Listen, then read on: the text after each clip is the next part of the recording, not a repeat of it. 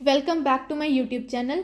आज इस लेक्चर में हम चिलेटिंग एजेंट के सेकंड पार्ट को स्टार्ट करेंगे। इसके फर्स्ट पार्ट में हमने पढ़ा था चिलेटिंग एजेंट क्या होते हैं, चिलेशन क्या होता है, मैकेनिज्म क्या है चिलेटिंग एजेंट्स का, डिफरेंट टाइप्स के चिलेटिंग एजेंट्स कौन कौन से यूज़ किए जाते हैं एंड कुछ हमने कवर भी कर लिए थे।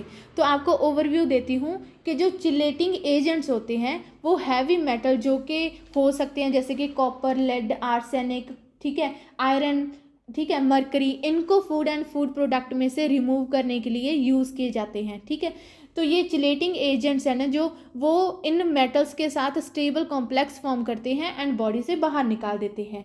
ठीक है, एंड हमने इसमें चिलेटिंग एजेंट्स कुछ कवर कर लिए थे जिसमें डाइमर कैप्रोल मैंने पढ़ा दिया था फर्स्ट लेक्चर में, उसमें सक्सीमर भी पढ़ा दिया था, उसके बाद डाइसोडियम एडिटेट एंड यूनिथोल भी हमने कवर कर लिया था, कैल्शियम डाइसोडियम एडिटेट भी कवर कर लिया था। तो आज ये नेक्स्ट है पेंसिलामाइन।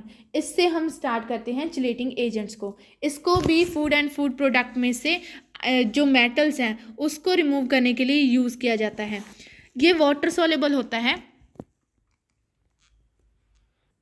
तो जो पेंसिलामाइन है वो वाटर सॉल्युबल होता है, डिग्रेडेशन प्रोडक्ट ऑफ पेंसिलिन होता है। ये D isomer is used relatively non toxic compare to I isomer. Easily ये जीआई ट्रैक है जो हमारा उसमें अब्जॉर्ब हो जाता है। ये लिटिल मेटाबलाइज्ड होता है, बाकी सारा यूरिन के थ्रू या फीसेस के थ्रू एक्सक्रीट आउट हो जाता है बॉडी से।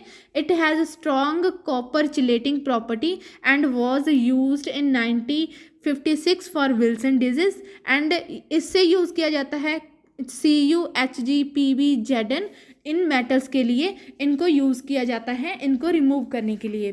तो विल्सन डिजीज़ के लिए भी पेंसिलामाइन को यूज़ किया जाता है ट्रीटमेंट करने के लिए। ये एडजुएंट है कैल्शियम CAL डिसऑर्डर का एंड ये लेड पॉइजनिंग के लिए भी इसको यूज़ किया जाता है।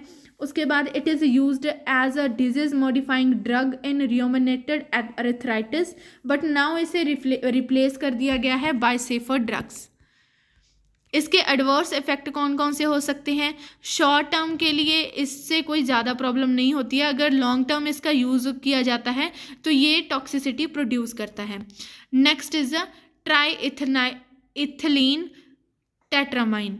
ये कॉपर है जो फूड में से उसको रिमूव करने के लिए यूज़ होता है, या फिर हमारी जो chelate copper and is used in Wilson disease may be less toxic than penicillamine. However in animal studies it has shown been found to be teratogenic. Next is the डेस्फ्रेक्सिमोन।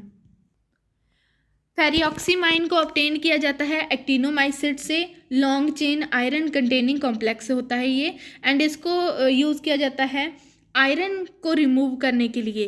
From its yield of desferrioxamine 1 GM is capable of chelating 85 mg of elemental iron. Low affinity होती है इसकी calcium के लिए and ये hourly भी use किया जाता है। Parenterally partially metabolised rapidly excreted in urine and इसको यूज़ किया जाता है। आयरन पॉइजनिंग होती है जो, अगर एक्यूट आयरन पॉइजनिंग होती है उसके लिए इसको यूज़ किया जाता है, उसके ट्रीटमेंट के लिए, मोस्टली इन चिल्ड्रंस में। ठीक है, इम्पॉर्टेंट इसके अब एडवर्स इफेक्ट कौन कौन से हैं? ये हाइपर सेंसिटिव होता है, shock due to the histamine release, abdominal pain हो सकता है, मसल क्रैम्प्स हो सकते हैं, फीवर एंड डेसीरिया हो सकता है। Next is the deferiprone. ये ऑरली एक्टिव होता है, इसे यूज़ किया जाता है ट्रांसफ्यूजन करने के लिए सिड्रोसिस को। Somewhat less effective alternate to adjected desfraximine.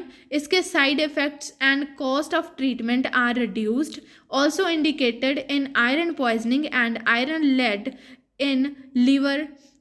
इसके साइड इफ़ेक्ट्स भी हो सकते हैं जैसे कि वॉमिटिंग हो गया, जॉइंट पेन के लिए। ठीक है, एंड जो डेस्फ्रेक्सिमाइन है इसकी लॉन्ग टर्म सेफ्टी अभी तक अच्छे से डिस्कवर नहीं हुई है।